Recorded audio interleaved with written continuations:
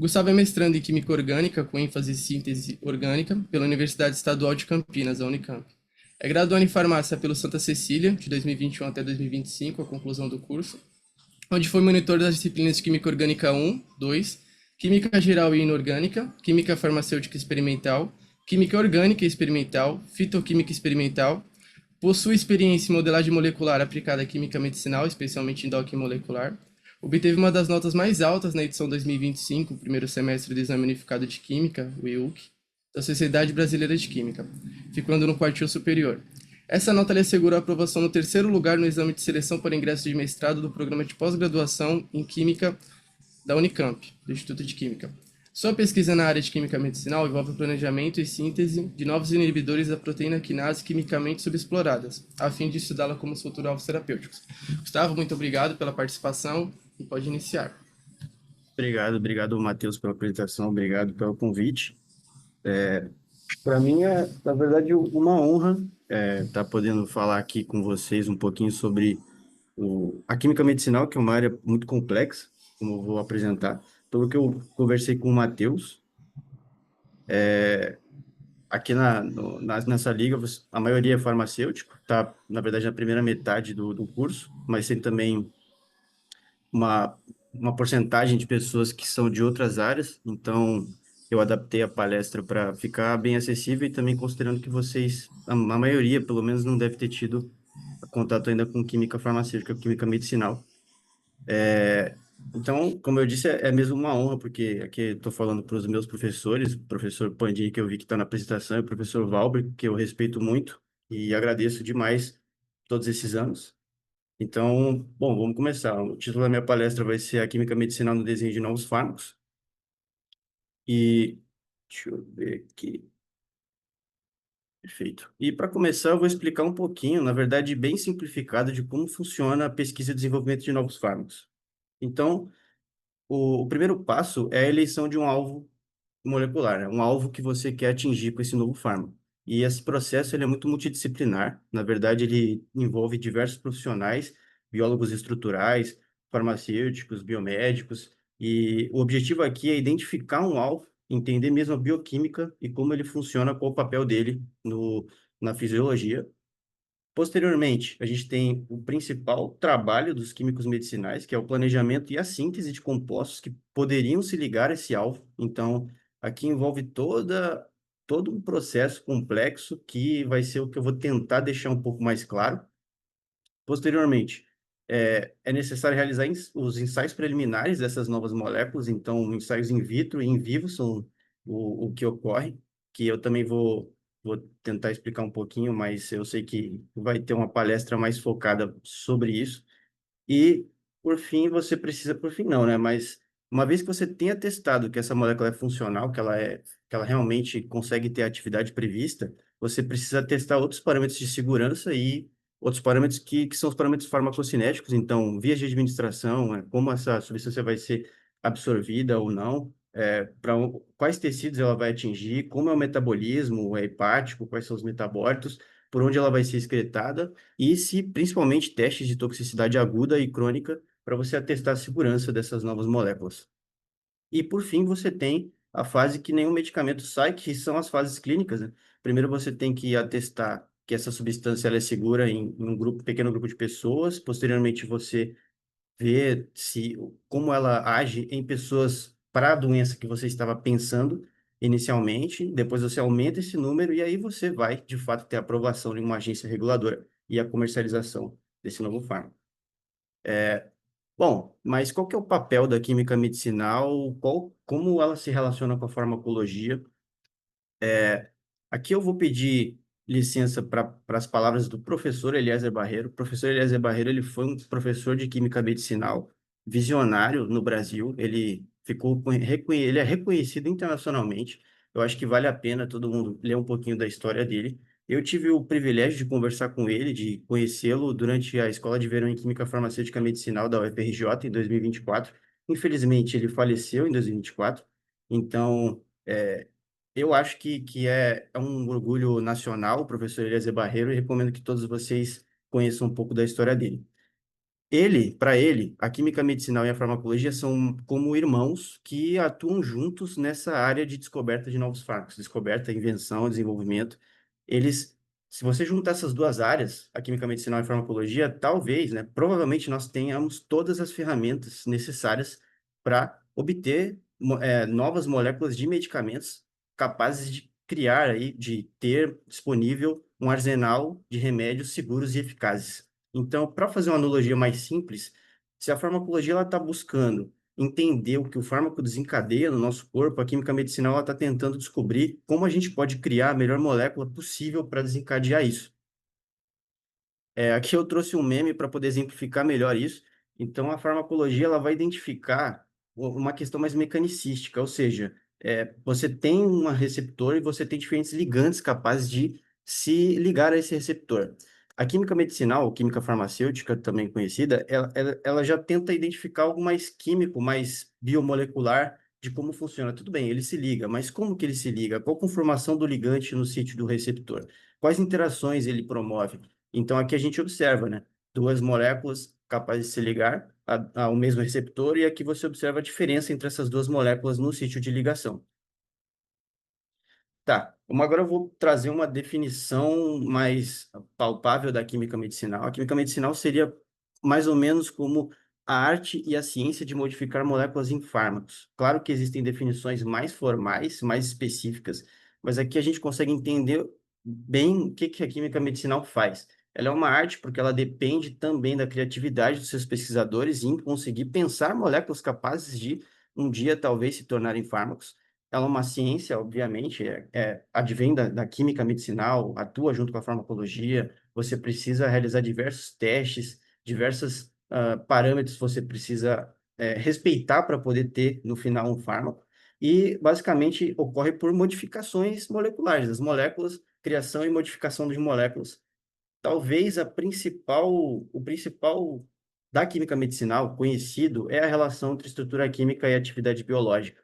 Aqui eu vou trazer um pouquinho sobre o captopril. Talvez o captopril seja o medicamento mais brasileiro que a gente tem, porque ele descende muito de estudos preliminares com o veneno da jararaca que foram realizados nos laboratórios de farmacologia da Universidade de São Paulo, da Faculdade de Medicina de Ribeirão Preto, pelos pesquisadores Maurício Oscar Rocha e Silva e o seu aluno de doutorado, Sérgio Henrique Ferreira. Eles conseguiram descobrir peptídeos advindos desse veneno capazes de gerar hipotensão. E com isso, durante o seu pós-doutorado, o Sérgio Ferreira, ele levou esse conhecimento que posteriormente foi apresentado a uma indústria farmacêutica que se interessou e desenvolveu o captopril. E como que aconteceu a gênese do captopril, né? Por onde ele surgiu?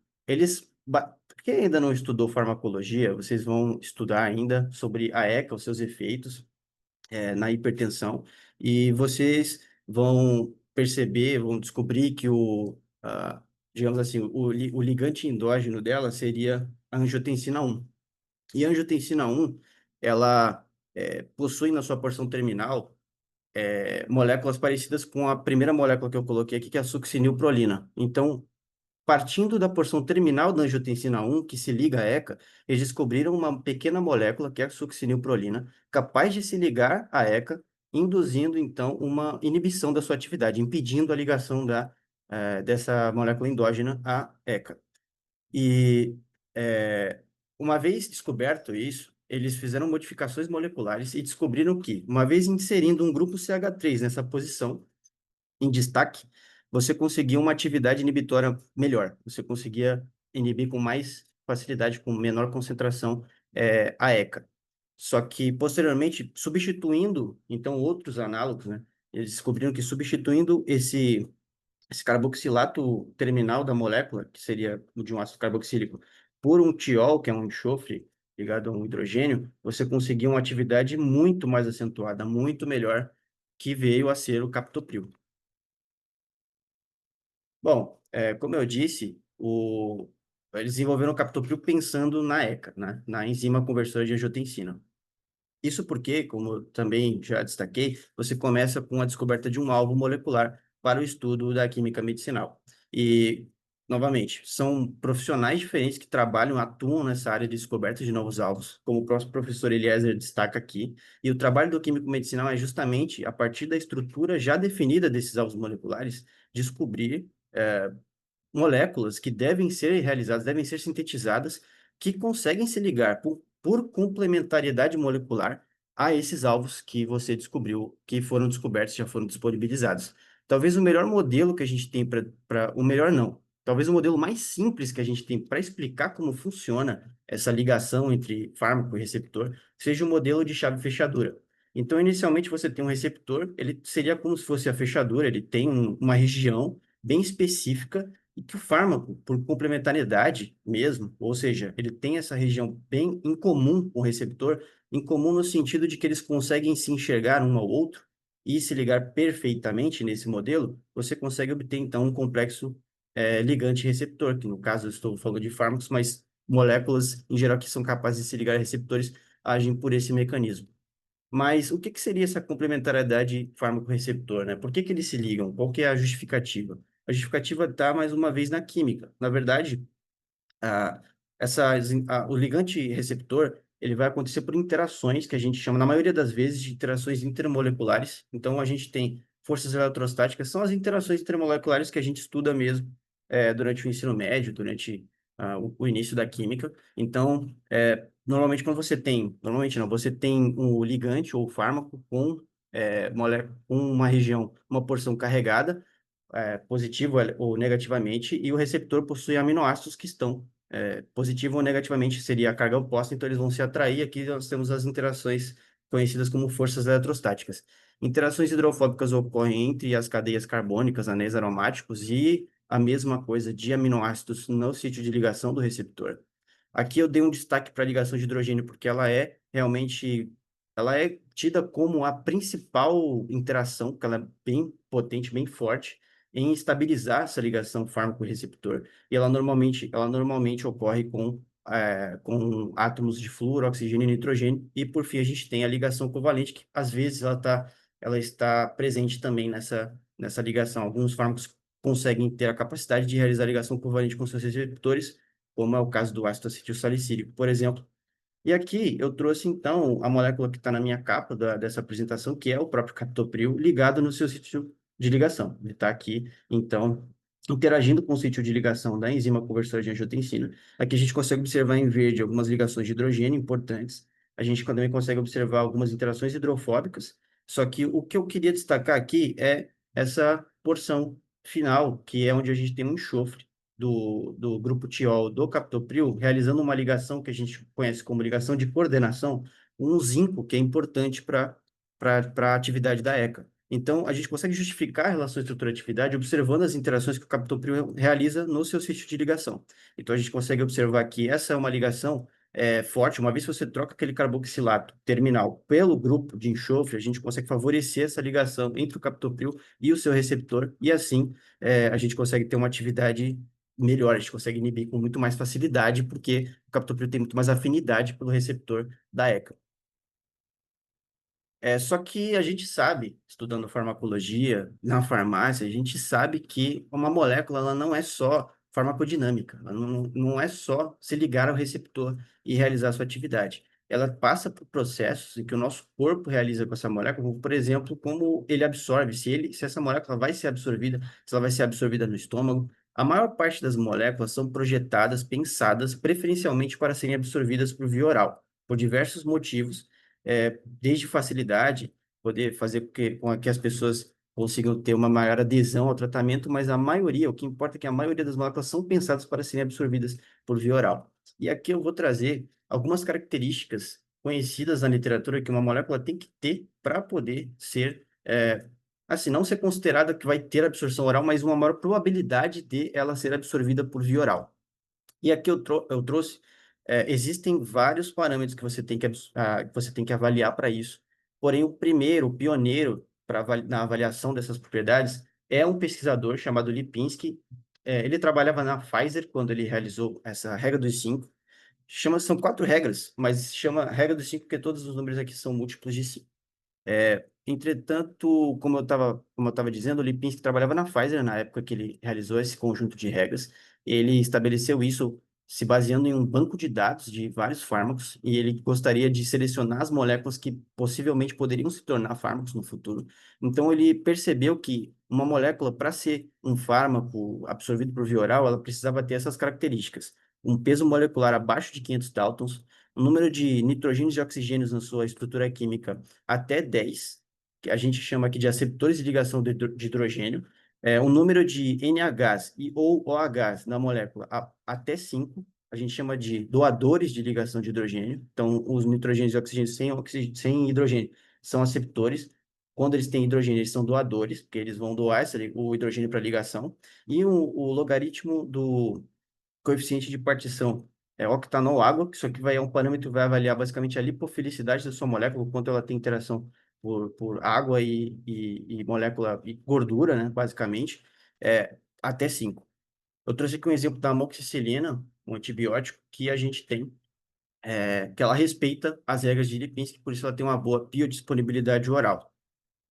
Só que existem outros parâmetros que você precisa considerar. Tudo depende do que você está pensando para o seu fármaco. Você quer que o seu fármaco, por exemplo, atue no sistema nervoso central? Então, provavelmente, ele vai ter que ter uma lipofilicidade maior, porque a gente sabe que você precisa ultrapassar a barreira hematoencefálica para atingir esse tecido, e existem outras barreiras, e você tem que avaliar que características essas moléculas precisam ter para poder chegar até o seu sítio de ligação, porque o seu alvo molecular ele está localizado em um tecido, você tem que saber como você chega nesse tecido, se a sua molécula vai conseguir chegar lá. Outros parâmetros que você tem que avaliar também é que a sua molécula, ela possivelmente, ela inibirá isoenzimas do citocromo P450. Você tem que saber quais são essas isoenzimas, porque isso pode fazer com que haja uma interação medicamentosa entre a sua molécula e outros fármacos que estão sendo utilizados na terapêutica, talvez em conjunto. E outro parâmetro extremamente importante é o metabolismo. A maioria das moléculas vão passar por metabolismo hepático e você tem que saber quais são esses metabólicos, esses metabólitos, se eles são ativos, se eles são tóxicos, isso tudo tem que ser avaliado. E existem parâmetros para você realizar isso durante a pesquisa de novos fármacos. Agora eu vou explicar um pouco sobre algumas ferramentas que um químico medicinal ele dispõe para realizar o seu trabalho. A primeira parte do trabalho seria um planejamento, ou seja, quais moléculas eu vou sintetizar, e como eu vou fazer isso. O primeiro passo é você encontrar o alvo molecular que você está estudando, você quer atingir. Então, você tem que buscar novos alvos. Aqui eu trouxe o exemplo é popularmente chamado de PDB, é o Protein Data Bank. Ele é um banco de dados que possui uma ampla gama de alvos biológicos já identificados com suas estruturas químicas. Muitos deles possuem ligantes, tanto endógenos quanto exógenos de pesquisa ou fármacos já aprovados com os seus respectivos alvos, co-cristalizados, ou seja, você consegue observar como é a interação desses ligantes com o sítio receptor, e você também consegue observar, então, qual é todo o aparato químico do receptor, você consegue ter disponibilizado pelo Protein Data Bank. Então, eu recomendo que vocês deem uma olhada lá para procurar os fármacos que vocês estão estudando, como eles interagem com seus receptores. O próximo passo seria o planejamento de fato dessas novas moléculas. Então, por diversas vezes, você encontra realização de screenings, que nada mais seriam do que buscas extensivas sobre, por exemplo, você pega um banco de dados com várias moléculas e você testa para aquele alvo para verificar quais que são possíveis de serem ligadas a ele para começar uma pesquisa. Ou então você pode, tendo o sítio receptor, imaginar, né? Você pode propor fragmentos moleculares capazes de interagir com aquele receptor, para daí você ter uma estrutura base de início para trabalhar. Frequentemente também, se você, o químico medicinal dispõe de estratégias de modificação molecular, tanto para otimizar ligantes que você já sabe que são capazes de se ligar, como aquela molécula que eu mostrei, o succinilprolina, que poderia, sofrendo modificações moleculares, ser melhorada até chegar ao captopril. E o químico medicinal dispõe de algumas estratégias específicas que também variam praticamente uma aula inteira sobre, que é o bioisosterismo, a hibridação e a simplificação molecular. E, por fim, você tendo pensado, você já tem um alvo. Você já sabe mais ou menos quais moléculas você quer ter para testar, para começar o trabalho. você precisa saber de outras informações para você poder selecionar, porque por vezes você vai encontrar milhares de moléculas, talvez até milhões de moléculas capazes de se ligar àquele alvo. Só que nem todas vão ser interessantes de você sintetizar. Como eu vou explicar mais para frente, a síntese ela não é uma etapa fácil de realizar. Ela demanda muito trabalho e dinheiro para ser realizada. Então você precisa, de alguma maneira, selecionar quais moléculas você vai querer estudar. E uma forma de você fazer isso seria prever em sílico, ou seja, utilizando o computador, algumas propriedades que podem ser interessantes. Então, aqui eu trouxe o exemplo do Swiss Drug Design.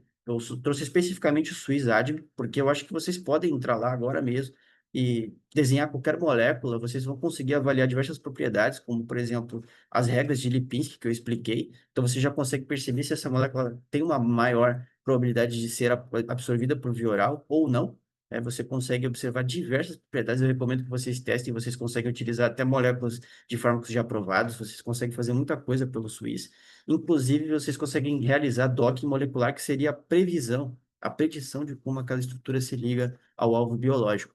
Bom, tendo todo esse conjunto de informações, você já consegue decidir quais serão as moléculas que você vai ir para o laboratório, para a bancada, para sintetizar. E aí eu vou falar agora um pouquinho, só um pouquinho mesmo, de síntese orgânica, porque a síntese orgânica, ela ela é uma área da química orgânica. Ela é uma ferramenta do químico medicinal, mas é química orgânica. E ela é uma área extensiva. Para quem ainda não chegou no terceiro ano, não teve química medicinal, química farmacêutica com o professor Pandini, não vai entender muito do que eu estou colocando aqui. Só que logo vão entender. Para quem não é da farmácia, é complicado mesmo. Então, eu vou tentar simplificar aqui o que que seria, quais seriam os passos para a gente chegar na síntese orgânica?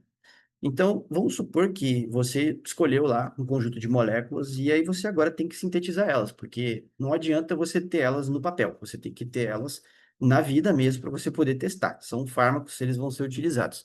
Então, você precisa, por exemplo, você tem a estrutura química aqui do ibuprofeno, eu trouxe como exemplo. Você, inicialmente, precisa pensar o seguinte: quais são as moléculas que eu disponho, os reagentes que eu disponho no meu laboratório, no meu instituto, na minha empresa, que eu posso utilizar para chegar a estruturas químicas mais complexas. Uma vez que você tem esses reagentes, que são, seriam aqui realmente os reagentes que vão chegar ao seu fármaco, você precisa pensar como é que eu posso agora dissecar, digamos assim, essa molécula para chegar a reagentes mais simples para eu poder sintetizar. Então, isso depende do seu repertório de reações orgânicas, isso depende do seu bolso, né, de quanto você está disposto a pagar por reagentes para você chegar lá, e também demanda muito tempo e conhecimento, né, obviamente. Então, você precisa entender de química orgânica mesmo para poder realizar esse processo, mas o que importa é que você chega a reagentes, que você possui, o que você vai comprar, e aí você vai, de fato, para a bancada sintetizar. Você vai lá realizar as reações e, e chegar às suas moléculas. São várias, normalmente você vai ter que realizar várias moléculas, porque você vai ter que testar e ver quais são as melhores e depois passar por outra etapa de modificação e sintetizar outras moléculas. E às vezes você realiza uma modificação molecular na molécula, só que você vai mudar a rota inteira de síntese. Nem sempre a sua síntese vai ser convergente, digamos assim, no sentido de você ter uma rota comum. Às vezes você vai colocar alguma coisa lá que já vai prejudicar completamente a sua rota anterior. Então, é um trabalho, demanda muito trabalho e você tem alguns desafios, como, por exemplo, pureza. Você precisa ter reagentes puros e produtos finais puros para você poder chegar lá e realizar testes biológicos. Não adianta você realizar testes biológicos com um conjunto gigantesco de moléculas se você está querendo avaliar uma molécula específica. Reações orgânicas não são conhecidas pelo seu rendimento alto, então você também tem essa dificuldade, você tem que realizar essas reações com alto rendimento. Você também precisa, você também tem que pensar você também tem que pensar no custo, como eu já expliquei, desses reagentes, no custo da síntese que vai ser realizada, se vale a pena financeiramente para você, para o seu instituto, para o seu laboratório. E, por fim, você tem que pensar que, uma vez que você descobriu um novo fármaco, esse fármaco vai ser disponibilizado para uma indústria que vai produzi-lo. Então, você precisa entender que esse processo que você realizou em bancada, no seu laboratório, em baixa escala, ele vai ser aumentado. Então, dependendo dos processos que você utilizou no seu laboratório, talvez não seja possível ser realizado em uma indústria farmacêutica. Então, todos esses detalhes, eles demandam trabalho, demandam tempo. talvez a síntese orgânica seja a ferramenta do químico medicinal mais importante, porque você precisa ter as moléculas disponíveis para você partir para a próxima etapa, que é a validação dessas moléculas, né? São os testes biológicos. Essas moléculas elas têm que funcionar no alvo pretendido inicialmente. Então, sempre vai ser necessário realizar esses testes biológicos. Eles são parte essencial do processo de descoberta de novos fármacos. Você precisa ter uma molécula funcional para seguir no processo para chegar até ser utilizado em seres humanos. Então, a primeira parte seria ensaios in vitro, em que você vai utilizar alvos isolados, ou seja, eu quero atingir um receptor que é uma proteína, uma enzima, ou você quer, por exemplo, você está tentando bolar um fármaco que é citotóxico para um tipo específico de célula, por exemplo, no câncer de mama. Ou outro, você vai testar, então, ensaios in vitro, que seriam em alvos isolados ou em células, como eu disse. E tendo esse processo sendo bem sucedido, você vai partir para ensaios em vivo, que são em animais de laboratório, frequentemente camundongos e ratos são utilizados, mas existem outros animais, coelhos também já foram utilizados, tudo para você poder atestar que o seu fármaco ele é seguro e ele é seguro assim, preliminar, né, uma análise preliminar de que ele é seguro e de que ele principalmente, que ele tem atividade biológica de fato, que ele realmente funciona.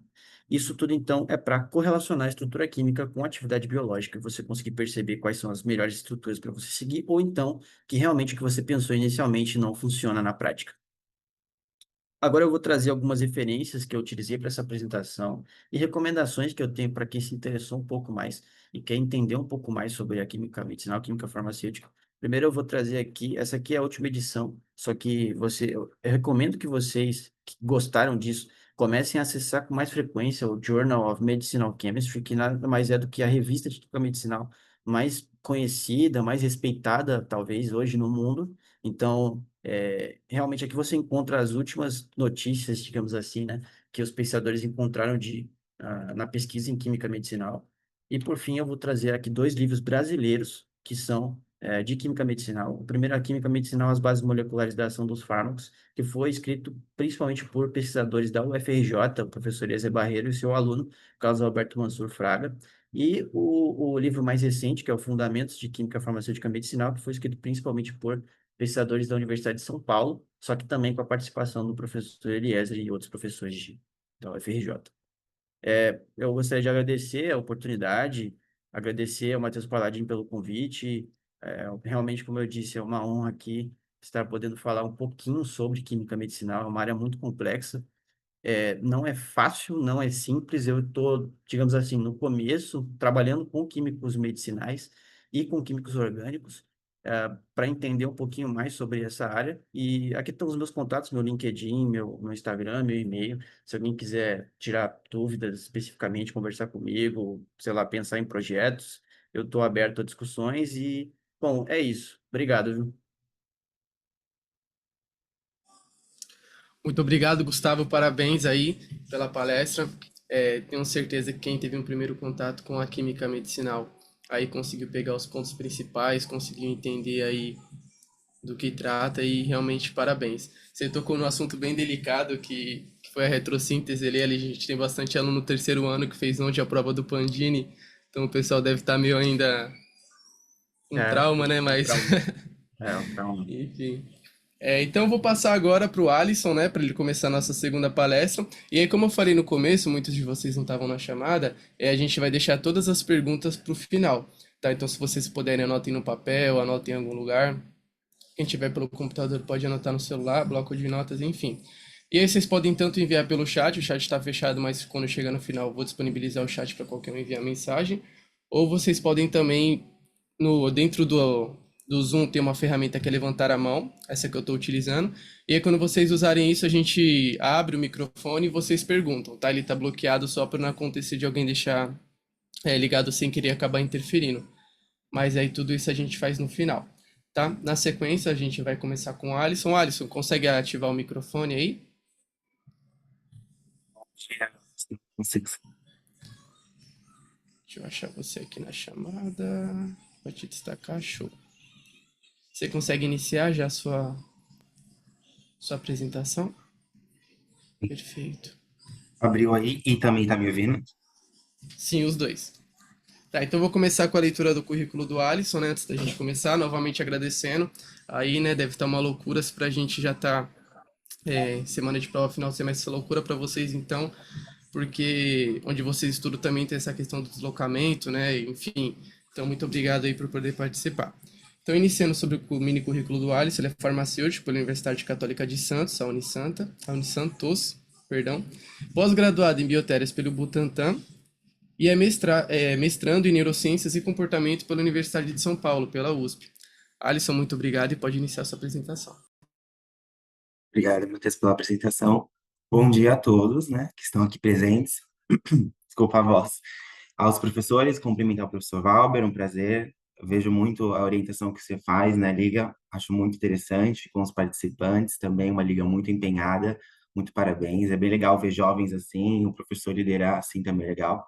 O outro professor, o Pandina, eu não conheço, mas também envolvido com o trabalho da liga, acredito que está sendo muito bem conduzido. Vocês, ligantes, da Lafus, que estão muito legal. Acompanho no Instagram, né, as atividades que vocês fazem. Então é bem interessante. Por isso que para mim é uma honra estar aqui de fato, poder contribuir não só com os gigantes, mas com outras pessoas também. Mas enfim, vai ser sempre uma troca, né?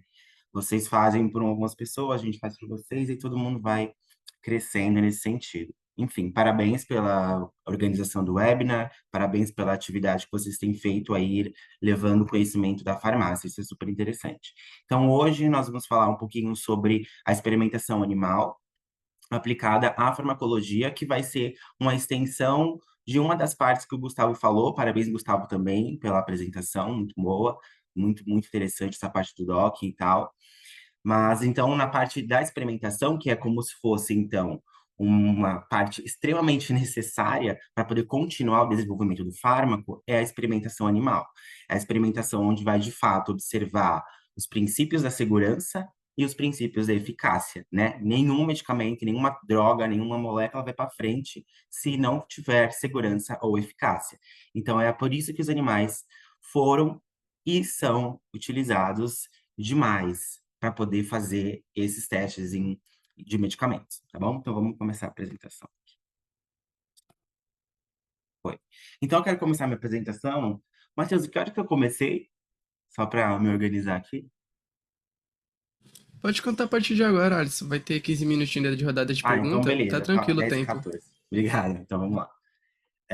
Eu quero começar essa apresentação trazendo um pouco de polêmica, porque o tema de animais de experimentação, ele envolve questão polêmica. As pessoas, ainda mais agora com as redes sociais, elas dão a opinião dela, elas vêm a público, elas fazem manifestações contra a experimentação animal. Às vezes elas estão corretas, às vezes elas não sabem muito do que elas estão protestando, mas essa primeira imagem, ela vem de fora do Brasil, né? E aí as pessoas estão fazendo um manifesto pacífico contra o uso de macacos num centro de pesquisa extremamente respeitado nesse país. Agora, eu sempre, quando falo falar de animais de experimentação, vou também contar de história relacionada aqui no Brasil, por conta de que essa é uma imagem da invasão do Instituto Royal, que aconteceu em 2013 no Brasil, que era o único instituto de pesquisa que o Brasil tinha para poder fazer os testes, de fato, em larga escala, em animais como roedores, cães, e isso era super importante para o desenvolvimento científico, principalmente no campo da farmacologia, para desenvolvimento de novos fármacos aqui no Brasil. Então, ativistas invadiram esse instituto, depedraram tudo, tocaram fogo, quebraram, levaram os beagles, levaram roedores, enfim, depedraram máquinas e foi um prejuízo inquantificável e fechou o instituto. E desde então, o Brasil não teve mais um instituto de pesquisa que veio para poder impulsionar o desenvolvimento da farmacologia e de novos fármacos aqui no Brasil. Então, essa manifestação foi impulsionada nas redes sociais por uma manifestante, ela foi, e um monte de gente se juntou, invadiram e depedraram numa madrugada de 2013, outubro de 2013. E aí, depois pausou nas redes sociais, né? Isso é um lamento, foi de fato ato de terrorismo, porque eles queriam alegar que os animais estavam sofrendo maus tratos, que não era verdade, porque em 2013, aqui no Brasil, já tinha sido sancionado a Lei Arouca, em 2008, onde foi regulamentado toda a parte da experimentação animal. Então, a própria perícia que foi feita no Instituto mostrou que os animais não estavam sob maus tratos.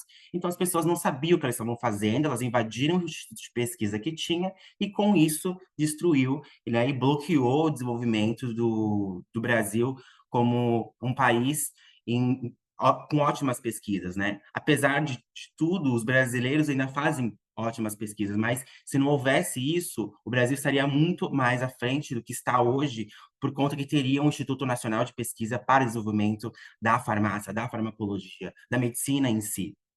Enfim, depois de tantos e tantos anos, me vem a matéria e os resgates do Beagle dos laboratórios de São Roque impulsionou o projeto de lei federal contra testes em animais completa 10 anos, o que não é. Então a mídia vem e deturpa essa história, não foi resgate de Beagles, foi uma invasão de laboratório, e que não foi isso que instituiu parar de usar cosméticos. O que fez parar de usar animais para testes de cosméticos foi os testes de substituição dos animais. Então, hoje em dia, existem tecidos, culturas celulares, enfim, peles que são sintéticas e que mimetizam a pele humana. Por isso que não se utiliza mais animais. Não é por conta disso que aconteceu, né? Então, eles vêm deturpando a ideia de que os animais estão sendo maltratados, e isso gerou um caos na ciência e fez com que o Brasil, então, atrasasse bastante. Mas, só para vocês entenderem, esse professor que o próprio Gustavo também comentou no desenvolvimento do Captopril, professor Sérgio Henrique, hoje já falecido, ele desenvolveu o Captopril a partir ali do veneno da jararaca, e isso foi antes desse caos, né? Eu quero chamar a atenção porque na época era difícil, com certeza, fazer todas as experimentações, mas ele desenvolveu o Captopril, uma molécula extremamente amplamente utilizada, né? E muito, muito eficaz. Então, eu quero chamar a atenção porque o potencial do brasileiro é realmente isso. Mas quando a gente passa, então, para 2013, tem todo esse caos no Brasil em que rompe com o potencial desenvolvimento na farmacologia, se torna um gap. É difícil você falar de brasileiro desenvolvendo medicamento. É claro que tem vários, mas eles vão para fora do Brasil. Muitos brasileiros vão para fora do Brasil para poder seguir com as suas linhas de pesquisa, desenvolver os seus fármacos. Isso é ótimo, isso é maravilhoso pela experiência.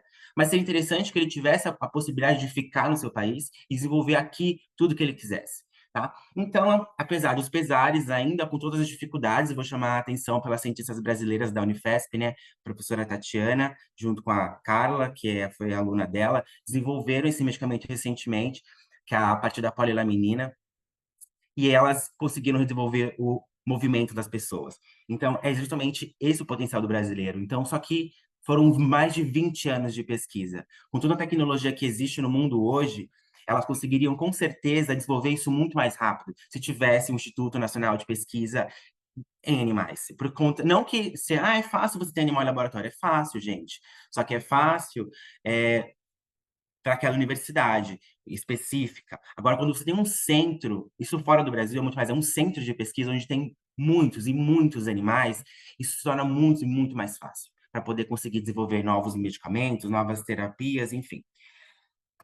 Era isso que eu queria mostrar para vocês, que todos os prêmios Nobel de Medicina e Fisiologia, praticamente todos, não, todos, né, vamos colocar assim, vamos ser radical, usaram animais. Então, tudo que é prêmio Nobel é algo extremamente importante para a medicina, que impacta a vida da humanidade, do futuro, aumenta a expectativa de vida. São descobertas incríveis feitas por pesquisadores ao longo de muito, muito tempo de pesquisa, que foram utilizados animais. Então, os animais devem ser reconhecidos, mas muitas das vezes eles são deixados de escanteio. E as pessoas que se beneficiam das terapias, que hoje em dia, por exemplo, para tomar, tá com dor, toma analgésico, tá numa UTI, tem medicamento para tentar salvar, né? A pessoa que entra numa UTI consegue sair de uma UTI, antigamente não.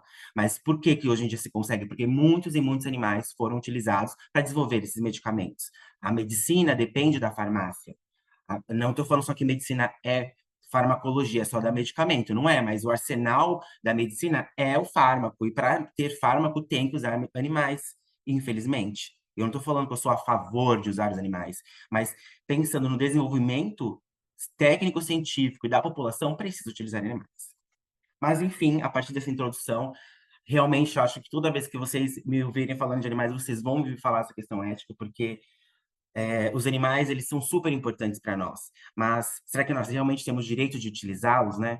Mas isso, eles são utilizados há muitos e muitos anos, não é de agora, né? Essa discussão começa a efervescer agora, porque as pessoas agora têm mais opinião, mas naquela época, onde não se tinha penicilina, onde não se tinha analgésicos, as pessoas não estavam tanto preocupadas, porque elas queriam aliviar a sua dor. Então, hoje em dia, as pessoas irem à rua e depredar um instituto de pesquisa é fácil, porque nasceram na era pós-penicilina, nasceram na era pós-morfina, pós-dipirona, enfim, né? Qualquer dor e qualquer febre, você tem um arsenal terapêutico. Patologias, você tem vários medicamentos para você poder aliviar o seu desconforto, a sua dor, o seu sofrimento. Mas as pessoas do passado não tinham. Então, a história da farmácia, que começa lá na Grécia, passa pela farmácia galênica, com o desenvolvimento de medicamentos que mudaram completamente o campo da farmacologia e o que se tem hoje como sendo o principal pilar do tratamento, né, que é a alopatia. Então, muitos e muitos pesquisadores utilizaram animais para conseguir mostrar que o princípio de cura da alopatia era extremamente importante. Hoje, se você vai numa drogaria,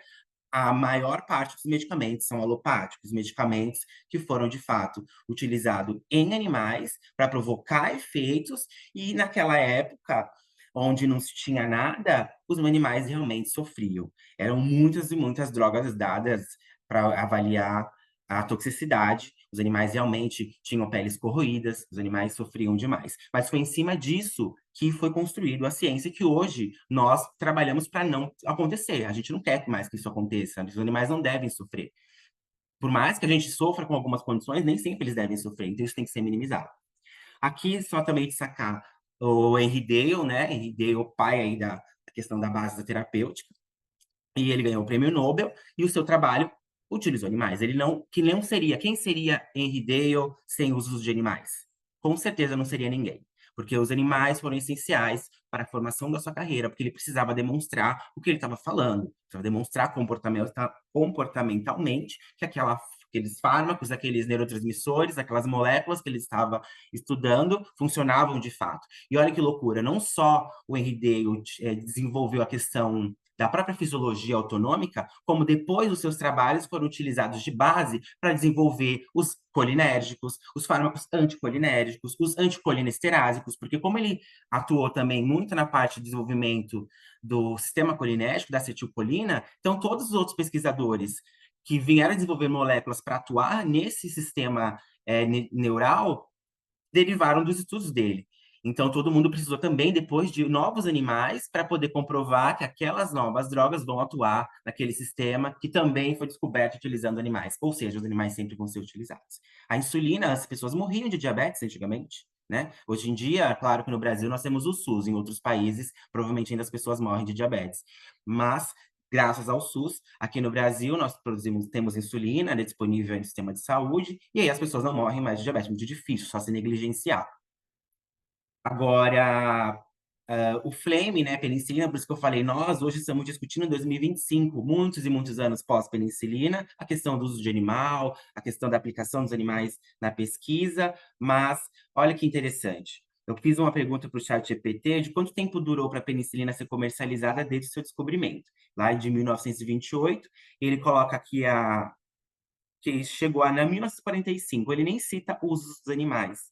Só que há muitos e muitos anos ali, antes de chegar no ser humano, foram muitos animais que foram utilizados. Eles não colocam, então os animais são jogados para escanteio.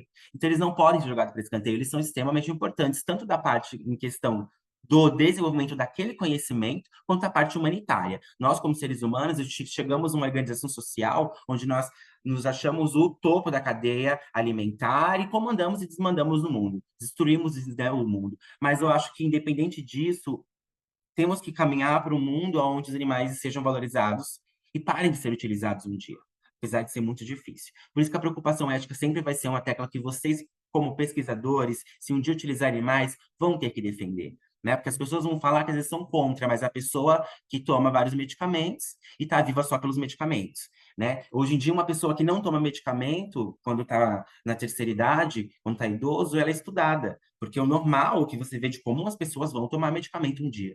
Né? E se esses medicamentos estão sendo tomados pelos seres humanos, eles foram passados em algum momento por um animal. Em algum momento vai passar, tá? Pode ser direto ou indiretamente, ele precisa. Bom, enfim, esse pilar hoje em dia no Brasil, a gente precisa discutir essa parte que os animais são utilizados somente para ensino, pesquisa e extensão, e não para questão cosmética, não é para estética, para ficar bonito. É somente para ensino, pesquisa e extensão, pensando no desenvolvimento da saúde e da qualidade de vida dos seres humanos. Só para reforçar um passado muito sombrio da experimentação animal, esses animais já foram tratados como carroças por René Descartes, que foi o pai da metodologia científica, de fato, com muitas contribuições, mas como ser humano e uma questão humanitária não era lá de se vangloriar. Depois, alguns debates internacionais que levaram ao desenvolvimento dos 3 Rs, que são os 3 princípios para nós melhorarmos as condições desses animais durante a experimentação. E, gente, quando eu falo de experimentação, nem sempre é só fármacos, mas a grande maioria desses experimentos são para desenvolvimento de fármacos. Então, por mais que você vai estar testando uma droga, você sempre tem que pensar nas condições que aquele animal está disponível. Está, desculpa, sendo mantido. E aí vem os princípios dos 3 Rs, para replace, reduce, refinement, né? Substituir, reduzir e refinar, sempre que possível. Então, quando eu falei que hoje em dia é proibido utilizar em cosméticos, os animais, isso é maravilhoso, ou seja, já se reduziu a zero o uso de animais em cosméticos. Não vai mais utilizar aqui no Brasil, foi proibido esse ano. Isso é ótimo, isso é um grande avanço. Mas para outras temáticas, principalmente medicamento, vai ser utilizado. Mas nós temos que pensar em reduzir essas quantidades de animais, refinar a qualidade do como ele está vivendo, a qualidade do ar, colocar um enriquecimento ambiental, fornecer alimento, ad libitum, que nós chamamos. Enfim, isso foi proposto por esses 2 cientistas, William e Burt. Por exemplo, colocar alguns rolinhos, eles amam, né? O animal precisa estar confortável. Por que acontece? Se o animal não está em boas condições de manejo, de cuidado, ele vai ficar estressado, isso vai alterar o pico hormonal. Com certeza, quando você administrar uma droga, a dose que você vai dar vai ser diferente com o animal que é relaxado. Nós mesmos, seres humanos, quando passamos por uma situação de estresse, o corpo já modifica todo a sinalização hormonal e isso modifica a forma como os tecidos vão responder. Uma droga administrada no momento de extremo estresse que um animal pode estar durante o seu manejo, vai modificar a resposta do seu medicamento. Então, você não vai saber se de fato a droga está sendo ineficaz, ou ela está sendo muito tóxica, ou se são condições do animal pelo conta do seu manejo, né? Então, uma vez eu fiz um experimento com ketamina e xilazina, os animais permaneceram em torno de 2 horas anestesiados, imobilizados. Uma vez eu conversando com uma pessoa que trabalhava em biotéria, ela falou, nossa, ficou tudo isso. Ela ficou assustada o tempo que ficou anestesiado, porque falava que no biotério os animais dela não caíam com ketamina e xilazina. Falei, gente, mas o animal não cai com ketamina e xilazina porque às vezes está num pico de estresse tão grande que para você conseguir derrubar um animal com um pico de estresse de adrenalina tão grande, de fato, você precisa de uma dose muito alta ou utilizar anestésicos mais potentes, por conta que o animal está extremamente estressado, com o sistema adrenérgico extremamente ativado. Isso é medonho, porque nós, seres humanos, não estamos dentro de uma caixa, comendo ração e bebendo água, só com outros amiguinhos, se tiver amiguinhos, né? Se não tiver, sem comida e sem água. Eventualmente isso vai acontecer, alguns momentos os animais vão passar por isso, como eu falei, os humanos vão se utilizar e se beneficiar desses usos. Mas sempre buscar refinar, reduzir e substituir os usos desses animais, tá? Aqui, para entender que existe uma lei, as pessoas pensam que é tudo feito aleatório. Não, eu sou contra. Mas você entende como que funciona? Tem toda uma regra, uma lei, a partir do desenvolvimento do CONSEA, Conselho Nacional de Experimentação Animal, com todos os institutos de pesquisa que usa animal, tem uma comissão de ética. Nenhum projeto nem se toca no animal. Você não pode nem comprar o animal se você não tiver uma aprovação de comitê de ética, que é constituído por pesquisadores científicos. Então, às vezes, as pessoas não sabem o que elas estão querendo criticar, sendo que já foi julgado por pesquisadores científicos, médicos veterinários, Sociedade Protetora dos Animais. Isso já foi debatido antes. Esse debate que você quer vir dizer que você é contra do bem, sua opinião, mas isso está sendo justificado e vai trazer possíveis benefícios para a sociedade. Tá? E são muitas e muitas regras, muitas e muitas normativas para se seguir. Hoje em dia é muito difícil um biotério se manter aberto se não seguir todas as normativas do conselho, eles fiscalizam de verdade. Os biotérios têm que se remanejar toda vez que lançam uma normativa, e isso vamos sempre evoluindo para o cuidado dos animais. Manter as liberdades dele, sempre o animal tem que ter comida e água, a não ser que o seu experimento necessite fazer restrição, mas isso é um certo sofrimento. Não pode ter desconforto, dor e aflição, a não ser que você vai desenvolver analgésicos, aí nós vamos conversar. Livre para expressar o seu comportamento natural, livre de medo e estresse. tá? Porque senão, tudo isso aqui, ó, se ele tiver sem essas coisas, vai impactar o seu experimento. E você não sabe por que não está tendo resposta. Você não olhou para o animal como um indivíduo. Você está pensando só em desenvolver a sua molécula e ganhar dinheiro. Tô brincando.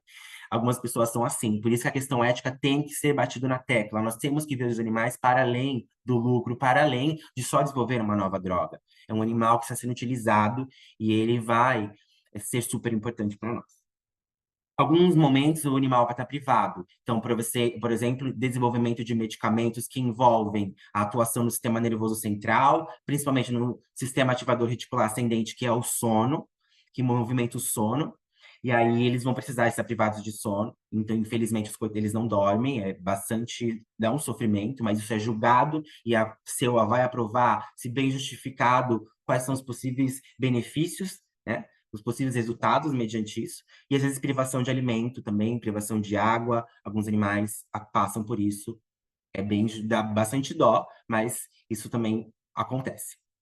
Os animais são utilizados não só também para testar, eles são utilizados para produzir, né? Produtos que são de extrema importância para a nossa saúde. Então, a partir de venenos, produz soro antiofídico, que vai ser inoculado em cavalo, depois coleta plasma, faz separação, purificação, depois isso vai ser testado no animal para ver se tem resposta imune, para ver se tem resposta alérgica, para ver se tem resposta inflamatória, para ver se gera de fato a resposta que você quer. E depois disso vai ser produzido, então, os soros, e depois esses soros vão ser testados novamente nos animais antes de ser liberada para a população para saber se esses soros estão seguros. Isso também acontece com outros medicamentos, como vacinas, também passam por processos semelhantes. Então, para desenvolver uma vacina tem que usar um animal. E mesmo depois de pronto, os lotes também são testados em animais, antes de ir para o ser humano. Por fim, acaba não dando para fugir do uso dos animais. E o uso dos animais aplicado à farmacologia especificamente é quando a gente vai ter os testes que você faz com os animais e você vai poder avaliar o efeito daquela droga. Então, o labirinto cruzado e o campo aberto são dois tipos de testes diferentes que são desencadeadores de ansiedade e você vai estar desenvolvendo um ansiolítico, aí você vai dar esse ansiolítico e ver o comportamento dos animais sem o ansiolítico que você está desenvolvendo, com o ansiolítico em diferentes doses que você está desenvolvendo, e você vai descobrir ali realmente se é eficaz ou não, e também já vai ver se o animal vai ter alguma toxicidade ou não, e você já consegue desenvolver primariamente algumas evidências comportamentais e em vivo de que o seu fármaco ansiolítico funciona, porque ele vai diminuir a ansiedade dos animais nesses testes. Testes de memória e reconhecimento, se você tiver interessado em desenvolver fármacos, por exemplo, que vão atuar no sistema colinérgico em pacientes com Alzheimer, então o paciente está com problema de memória, e aí ele precisa utilizar medicamentos, geralmente que aumentam a sinalização de acetilcolina. E aí você faz testes de memórias com o seu fármaco administrado e também animais que não foram administrados, ou seja, os controles. É sempre interessante ter um controle comparativo para saber o quanto os animais vão lembrar e reconhecer aqueles objetos que foram depositados quando a sua droga estiver circulante. Estudos nociceptivos, que são para dores, são extremamente importantes, por isso que eu falei a questão dos animais. Aí eu até... a questão dos animais são utilizados, porque em alguns momentos eles vão precisar sentir dor, por conta de que para desenvolver analgésicos precisa saber que precisa comprovar o animal que sentiu dor e você aliviou aquela dor. A molécula de fato, a droga de fato consegue minimizar a dor. Então, todos os analgésicos que estão desenvolvidos hoje, disponíveis para nós utilizarmos, foram testados em animais, e esses animais tiveram dor induzida, proposital, para poder aliviar a dor em cima do uso da droga. E esses testes geralmente são, hoje em dia, mais tecnológicos. Então, existe uma plataforma, na hora que a agulha espeta, vai gerar uma força, vai espetar, o animal vai dar um chute em forma de pulo. E aí, esse aparelho, ele capta a força aplicada. Ele vai saber o quanto que doeu, o quanto que o animal sentiu a dor daquela agulhada, né? Então, eles vão tomando isso várias agulhadas até o sistema computar. Antigamente era mais manual, assim, né? Só uma agulhinha, só para saber se o animal respondia ou não. E também tem placas de aquecimento, tem choques, e eu coloquei aqui os mais simples. Esse animal aqui está em dor extrema, né? O coitado nem circula. Porque quando o animal ele está ainda ativo, ele não quer ficar aí. Ele tenta sair, vai tentar sair muito. Esse coitado já nem responde mais. Tá com bastante dor, já defecou. Mas é importante porque senão não tem, porque se o animal não sentiu a dor, nós estaríamos sentindo dor, né? Vi uma foto de várias moças estavam internadas numa cama e rindo, né, na enfermaria. E eu falei, olha, rindo porque tá sem dor, né? Mas os animais sentiram dor para poder aliviar a dor das pessoas. Então, de medula espinal, por exemplo, para desenvolver medicamento que atua para nós, seres humanos, um dia de fato conseguirmos voltar a caminhar, se sofrermos uma paraplegia, uma tetraplegia, os animais vão sofrer esse tipo de cisão na medula espinal. Então, se desenvolveu-se a polilaminina, que bom, isso é incrível. Mas, para isso, os animais precisaram tiver lesão de medula espinal para que não andassem, e aí, então, administrar-se o fármaco, e aí desenvolveu no animal. Aí depois veio para o ser humano. E isso um dia vai se tornar realidade, as pessoas vão sofrer acidentes, ficar tetraplégicas, e vão, de fato, voltar a andar a partir do uso do fármaco. E pelos animais. Então, os animais são super importantes. Teste de feixe de motricidade, se você quiser avaliar que o fármaco, o animal está equilibrado, então ele consegue se localizar no espaço, ele tem um equilíbrio, isso é uma atuação no sistema nervoso. Sem essa atuação do sistema nervoso pleno, funcional, o animal cai daí, ele despenca. Então, se a sua droga vai atuar melhorando o equilíbrio de pacientes com Parkinson, de pacientes com problema de motricidade, de marcha, você vai utilizar modelos semelhantes, porque o animal que não conseguem fazer esses controles, como pessoas que têm essas doenças, eles vão ter respostas semelhantes, vão cair, os pacientes caem, e os animais também caem. Se quiser também utilizar para estudos de câncer, neoplasias, dá para fazer engenharia genética, então modificar algumas questões dos animais geneticamente e induzir doenças como câncer. Os animais também são utilizados para vários estudos na farmacologia, como para determinação de dose letal 50, dose letal 100%, para você descobrir qual que é a curva de dose-resposta, para você descobrir qual que é a dose que vai ser dada para o ser humano. Porque imagina, eu vou descobrir uma molécula, qual que é que eu vou dar a dose para o ser humano? Você precisa fazer nos animais, primeiro, uma triagem de doses diferentes, uma curva de dose-resposta estabelecida com o uso dos animais. Para saber se um medicamento ele é um agonista parcial, um agonista pleno, um agonista inverso, ou se ele não tem eficácia intrínseca, ele é um antagonista. Isso também é feito a partir do efeito, da resposta biológica dos animais, a partir das doses que você vai administrando no animal. Também se estabelece o índice terapêutico, a janela terapêutica e depois o índice terapêutico, né? Por que se sabe que a digoxina tem que tomar pouco? Por conta que muitos animais sofreram e morreram de parada cardíaca por conta de que aquela droga causa isso. Então, vamos utilizar uma substância menor, porque se as pessoas não tivessem pensado, vamos utilizar menos para ver o que dá, eles jogariam a molécula fora. Falar, porra, se matou o animal, o que não vai fazer com o ser humano, né? E de fato, se matou até o animal, o que não vai fazer com o ser humano? Então, vamos diminuindo dose, vai ajustando. Isso são muitos e muitos e muitos animais sendo utilizados. Por isso que é interessante a tecnologia tendo avançado para poder minimizar esses usos, né? Então, você pode tirar um gene do material genético do animal para induzir uma doença, ou aumentar a expressão de um gene, introduzir um gene para poder causar alguma doença e colocar um modelo que você quer estudar. Você pode, ou seja, personalizar o modelo de estudo que você quer. Os animais, eles geralmente são específicos de doenças, de patógenos. É interessante que tenha tudo conhecido a sua microbiota e os animais, micro-organismos que vivem nele. Eles podem ser idênticos geneticamente, onde você pega irmão e irmã e vai cruzando durante 20 gerações, eles são idênticos, isogênicos, ou heterogênicos, onde você pega as diversas pontas, né? Não são parentes e vem cruzando aleatoriamente, para fazer variabilidade genética. Isso é muito interessante para nós, porque a heredabilidade genética do ser humano é justamente heterogênica, né? Os seres humanos são bastante diversos heterogenicamente. Existem outras espécies utilizadas, só que é mais rara aqui no Brasil, mas tem crescido bastante o zebrafish, mas as aranhas e os escorpiões são utilizados, e eles também são utilizados para a produção de soro, que tem importância em saúde pública. Imagina alguém ser picado por um escorpião e não ter um soro. Só tem porque os animais foram utilizados, e porque também esses são o produtor e o outro são os que são inoculados. Então, existe toda uma cadeia de produção que depende deles. O lagarto, o Ozempic tá lá, todo mundo usando o Ozempic. Você pega uma pessoa que tá usando o Ozempic e pergunta para ela se ela é contra o uso de animal, a probabilidade de ela falar que é contra é alta. Geralmente as pessoas são contra. Mas o lagarto foi quem deu origem aí ao Ozempic. Os animais são utilizados e as pessoas se beneficiam disso. Macacos resos, hoje em dia, tipagem sanguínea, transfusão de sangue, dependeu do desenvolvimento do uso dos rezos. O RH é de rezos. Equinos, serpentes, as cobaias, os ratos camundongos, que são os mais utilizados. Claro que depende do modelo, né, de pesquisa. Coelho, hoje em dia, é bem pouco utilizado, só em contextos muito específicos. E os biotérios são onde eles ficam alojados. Aqui é um biotério de ratos. As máquinas estão aqui, as cabines de troca, é tudo bem cuidado e esterilizado.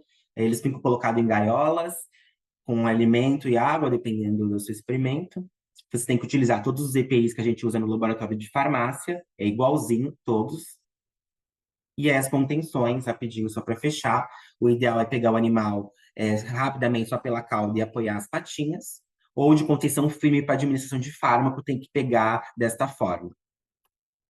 Camundongos são mais fáceis, porque eles são bem pequenininhos, então eles são mais tranquilos de conduzir. A gavagem é interessante para administração oral, tá? Que tem pessoas que, eu vou colocar o medicamento na água e o animal vai bebendo. Não, isso é péssimo. Perde toda a questão farmacocinética, perde toda a credibilidade de dose específica, então o ideal é fazer gavagem. É um pouco desconfortável, mas é melhor, tá bom? A gavagem é melhor do que colocar na água. Aqui, contenção para administrar na cauda, tá bom? Via endovenosa, via intraperitoneal. Nós não utilizamos em humanos, mas ela é muito boa porque ela vai depositar na cavidade peritoneal, então é rapidamente absorvido, e aí não tem problemas de, por exemplo, se tiver alimento no tubo digestório, porque ele já vai direto na cavidade peritoneal. Então é bem rápido, é interessante, apesar de não ser utilizado em humanos. Subcutânea, intramuscular, tem que colocar o animalzinho assim para ele não chutar. Aí tem coleta de sangue, eu vou passar esses slides para vocês. Vocês podem depois ir consultando, tá? Para poder coletar sangue, então estudo de farmacocinética depende de coleta de sangue. Porque você precisa saber em que velocidade foi absorvido o fármaco para o animal, distribuído, excretado, depois vai fazer em humanos, claro. Mas previamente tem que coletar sangue deles e eles ficam assim, realmente nessas condições, tá? Eutanásia sempre o mais humanitário possível, por hipóxia, ou a overdose anestésica, o menor sofrimento possível. Deslocamento cervical é aceito em algumas condições, mas o melhor é não utilizar. Depois disso, os animais são descartados, eles seguem todo o protocolo de resíduos, descartados para levados para incineração, tá bom? Tudo é protocolado e devolvido para a CEUA. Do início ao fim, a CEUA acompanha tudo que é feito com os animais. E apesar dos métodos alternativos, os animais eles se fazem crucial para o desenvolvimento técnico-científico e para a saúde da população, tá? Apesar de tudo, eu acho muito difícil. Nossa era, eu e vocês e algumas duas, sei lá, algumas gerações, difícil ainda parar de utilizar animais. Espero que um dia a humanidade consiga, de fato, parar de utilizar os animais e consiga a 100% a independência. Mas difícil, né? Que uma inteligência artificial bebe meio litro de água para fazer 50 comandos. Nós, seres humanos, não. Os animais bebem bem menos. E a água um dia vai ser também um problema. Enfim, é só uma última pessoa muito importante para vocês que estão na ciência agora, né? Essa moça, Jane Goodall, acho que fala, ela deixou essa mensagem, ela faleceu no mês passado e ela foi uma primatologista super importante que desenvolveu essas linhas de raciocínio de cuidado humanitário com os animais. E aí ela deixou essa mensagem que ainda há tanta coisa no mundo pela qual vale a pena lutar, tanta coisa bela, tantas pessoas maravilhosas trabalhando para reverter o mal, para ajudar a aliviar o sofrimento. E tantos jovens dedicados a tornar este mundo um lugar melhor. Todos conspirando para nos inspirar e nos dar esperança de que ainda não é tarde demais para mudar as coisas. Então, hoje, num sábado, 15 de novembro, feriado, vocês estão aqui buscando conhecimento, e eu acho que são atitudes como essa que, de fato, levam a gente a um mundo melhor e evitar o sofrimento e a dor, não só dos animais, não pensar o ser humano só para se beneficiar de si próprio. Pensem nos animais sempre como um indivíduo, não é só porque é um rato, né? O animal, o cachorro, ele merece ser levado no pet shopping, ter festa de aniversário, comer bolinho e levado no carrinho de bebê, e o rato é dado chumbinho para eles, né? É praga. Então, isso tem que ser debatido e ela deixou uma mensagem muito bonita. Essas são algumas referências. Muito obrigado pelo convite, parabéns pela atuação da Liga novamente. Esse é o meu contato, caso a gente precise novamente de algum evento ou projetos, enfim. Obrigado.